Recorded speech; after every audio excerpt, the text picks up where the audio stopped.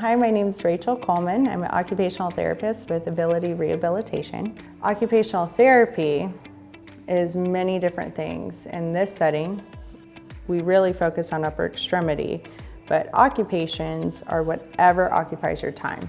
Brushing your teeth, to eating, to walking your dog, to gardening, just different things. So our focus is doing different tasks to help get you back to those activities.